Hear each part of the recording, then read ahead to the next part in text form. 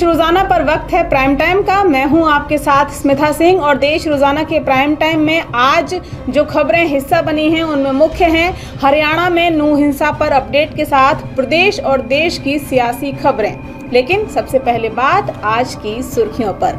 मणिपुर हिंसा पर संसद में हुआ भारी हंगामा, लोकसभा की कार्यवाही हुई स्थगित, सर्विस बिल पर हुई बहस। विपक्षी मोर्चे पर अधीर रंजन चौधरी का बयान, कहा बीजेपी को रोकने के लिए गठबंधन मजबूरी। मणिपुर हिंसा को लेकर विपक्षी सांसदों ने राष्ट्रपति को सौंपा ज्ञापन। दिल्ली आम आदमी पार्टी संगठन में नई नियुक्तियां, पार्षद बॉबी किन्नर बनी थर्ड जेंडर विंग की स्टेट प्रेसिडेंट।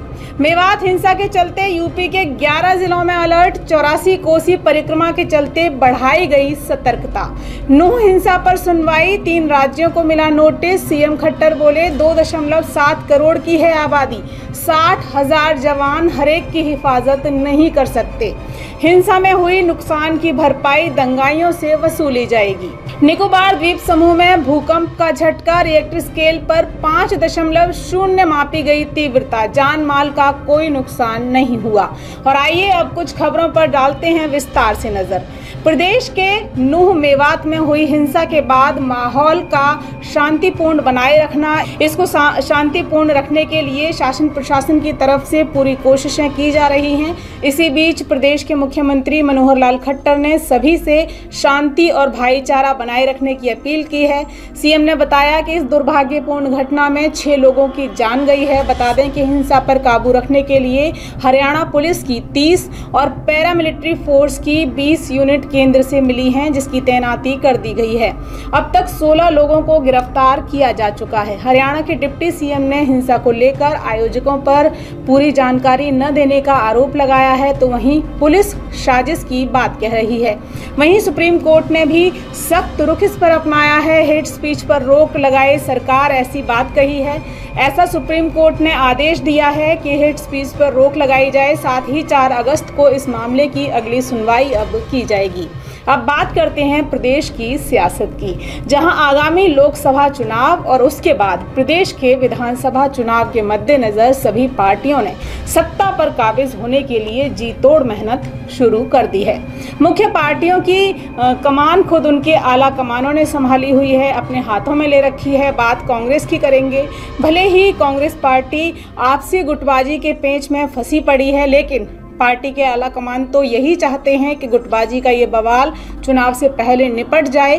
तभी जीतने के अपने लक्ष्य के साथ वरिष्ठ नेताओं को एकजुट करने के लिए कांग्रेस अध्यक्ष मल्लिकार्जुन खड़गे खुद आगे आए हैं। उन्होंने हरियाणा कांग्रेस के सभी प्रमुख नेताओं को बातचीत के लिए दिल्ली बुलाया है। संभवतः ये बैठक 3 अगस्त को यानी कि कल या फिर 7 अगस्त को हो सकती है, जिसमें कांग्रेस पार्टी प्रभारी दीपक बाबरिया और राहुल गांधी भी शामिल होंगे। आपको बता दें कि जब से बाबरिया की नियुक्ति प्रदेश प्रभारी के तौर पर हुई है, उसके बाद से इतने बड़े लेवल पर राज्य के कांग्रेस दिग्गजों की ये पहली बैठक होगी। आपको ये भी बताते चलें कि प्रदेश में कांग्रेस का संगठन जल्द ही बनने वाला है, यानी लंबे इंतजार के बाद कार्यकर्ताओं को सितंबर महीने में नए जिला अध्यक्ष और ब्लॉक अध्यक्ष मिल सकते हैं। तो वहीं कांग्रेस हाईकमान की तरफ से राष्ट्रीय सचिव स्तर के 2 पर्यवेक्षक भी हरियाणा में नियुक्त किए जाएंगे। बाबरिया का चंडीगढ़ दौरा भी होना है और इन 4 दिनों में दीपक बाबरिया की कोशिश आपसी गुटबाजी को खत्म करने की रहेगी। ये उनका लक्ष्य रहेगा, टारगेट रहेगा कि आपसी जो गुटबाजी है उसे खत्म किया जा सके। इसके साथ ही लोकसभा उम्मीदवारों के नाम का भी फीडबैक लिया जाएगा। राष्ट्रीय सचिवों की रिपोर्ट के मुताबिक हरियाणा कांग्रेस प्रभारी, कांग्रेस जिला अध्यक्षों और ब्लॉक अध्यक्षों की नियुक्ति भी की जाएगी।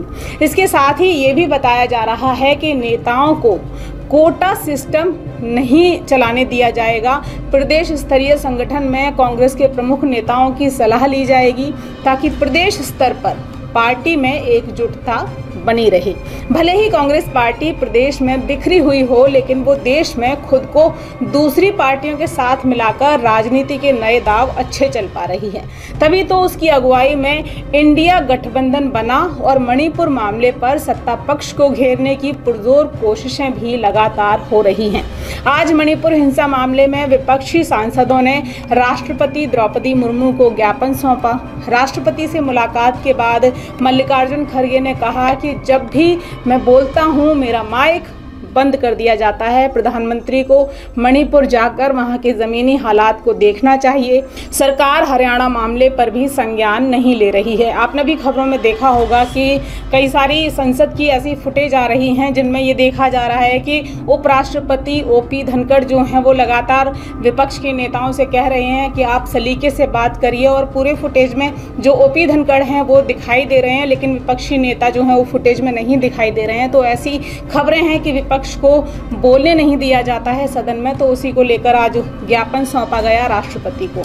और चलिए अब खबर कुछ हटकर, जैसा कि आप सभी जानते हैं अब जमाना कंप्यूटर और इंटरनेट से आगे बढ़ चुका है, लेकिन जब कंप्यूटर आया था तब सभी को यही लगता था कि अब ये नौकरियां खा जाएगा, क्योंकि एक इंसान का काम ये अकेली मशीन कर लेगी। अब ऐसा ही खतरा AI यानी आर्टिफिशियल इंटेलिजेंस को लेकर भी हो रहा है। लेकिन इसी खतरे के बीच नेटफ्लिक्स आपके लिए एक अच्छा ऑफर लेकर आया है। ऑफर क्या है? तो ऑफर है नेटफ्लिक्स ने AI प्रोडक्ट मैनेजर के लिए नई नौकरी निकाली है। इस AI प्रोडक्ट मैनेजर का काम होगा नेटफ्लिक्स के मशीन लर्निंग प्लेटफॉर्म और ज़्यादा बेहतर उसको बनाने के लिए ये जो पोस्ट है वो काम करेगी, और कंटेंट क्रिएट करने के लिए AI को यूटिलाइज करना होगा।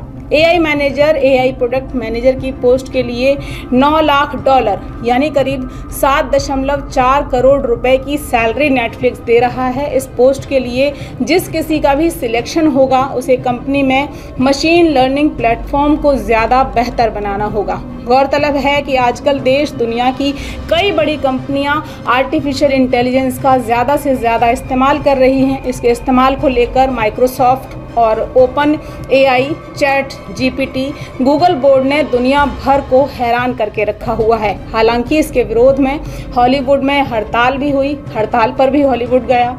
जो भी इसके विरोध में आया है उनका यही कहना है कि अगर आर्टिफिशियल इंटेलिजेंस आएगी तो उसके बाद कई लोगों की जॉब छिन सकती है, नौकरियां जा सकती हैं। लेकिन नेटफ्लिक्स ने इसी के जरिए नौकरियां निकाल दी हैं। इस पोस्ट के अलावा नेटफ्लिक्स को आर्टिफिशियल इंटेलिजेंस से जुड़े दूसरे लोगों की भी ज़रूरत है।